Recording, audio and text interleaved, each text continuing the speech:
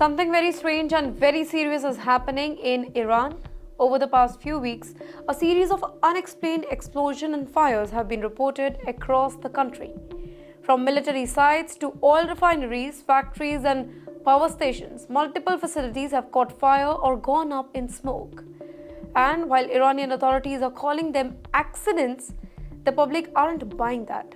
So let's talk about this. Iranians are getting suspicious. Too many accidents are happening too close together and in too many sensitive places. Now people are beginning to ask, is this really a bad luck? Or is somebody attacking Iran from inside? Well, behind the scenes, according to leaks and regional media, Iran's own government suspects sabotage. And they believe that Israel is behind that. You know why is that so? Because Israel has a long history of launching serious missions, and that too inside Iran. From assassinating nuclear scientists to cyber attacks, Israel's intelligence agency, which is known as Mossad, has done this before. And you know what? This isn't any random speculation. Just last month, Iran fought a 12-day war that wasn't really widely reported globally, but it devastated parts of Iran's air defense system and left the several top generals dead. Since then, these explosions have increased.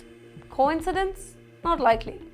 Now, Iran isn't really talking about this issue, whereas officials over there have refused to comment. But Mossad's former and current leadership have made one thing very clear in the past interview.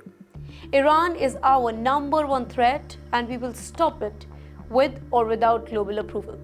Now, this means cyber attacks and yes, sabotage. Now, here's something more interesting. These explosions don't just destroy infrastructure, they send a very strong message. They create fear, panic, confusion, and that too inside the country. It is called psychological warfare, breaking a country's confidence without firing a single missile. And Tehran? Well, it is caught in a very tough position. If it admits that Israel is actually attacking, it looks really weak.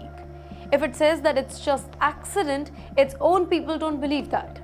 So that's the real power of covert war. Well, it hits really hard, but you keep guessing it. In the meantime, experts say that this could be the beginning of a new war in the Middle East. Not on the battlefields, but inside servers, labs, and secret facilities. A war the world may not know, but what's happening until it's too late. So the question is, who's really doing this? Iran is being hit not with bombs but from the skies, but with chaos from the shadows. And all the signs point to just one name: Mossad. Is this the future of modern warfare? Invisible, silent, denied, but deadly all the same.